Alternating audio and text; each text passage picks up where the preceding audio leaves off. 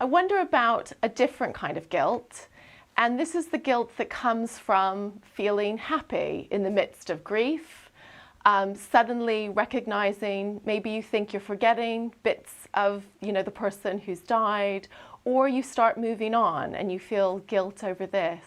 What can you say about that guilt? It's incredibly common. I've heard 1,000 different ways. I hadn't ever laughed, and then I heard myself laughing, and I had a moment of joy, and then I had that stab of guilt that came swiftly afterwards, and totally kind of shattered my joy. And this comes from, the task of mourning is facing the reality of the death, and knowing in a way that you can't not know that the person has died, and incrementally over time adjusting to that new reality that you didn't want and you didn't need, but also recognizing that the relationship with the person doesn't die, that the love continues. And I think the guilt around having moments of joy, or if your partner died, going on a date, is this feeling like you have an image of the person that's died that is looking down at you. It's from your heart or in your mind or in heaven.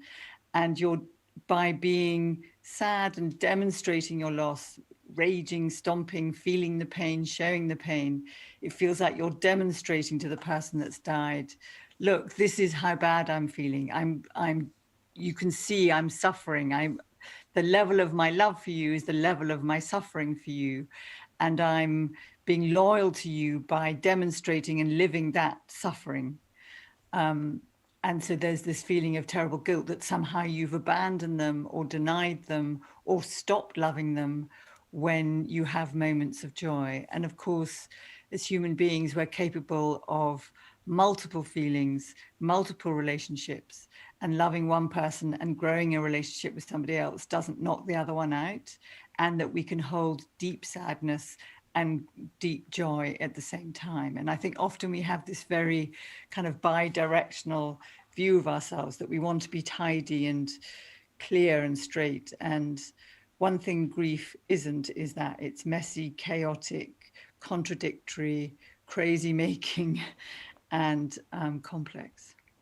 Yes, no, that makes perfect sense. And I guess one thing to think is that, you can feel happy, but the grief will come back again. We know that grief comes in waves. We know it jumps up on us when we least expect it. So in some ways, enjoy the joy, enjoy moving on, because the grief will stay with you. It's your companion. Can we move Embrace on? it. And one of the things I talk to people about that is that you can choose to draw up the person to make them front of mind. So, we talked before about accommodation of grief. So the grief doesn't lessen, but you build your life around the grief.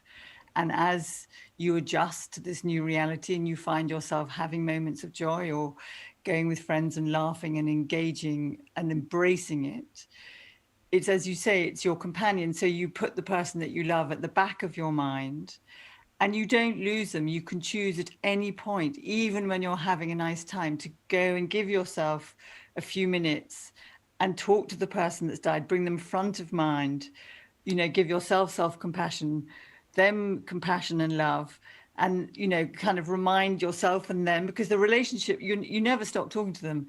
I'll be back. I haven't left you. And that can be very helpful.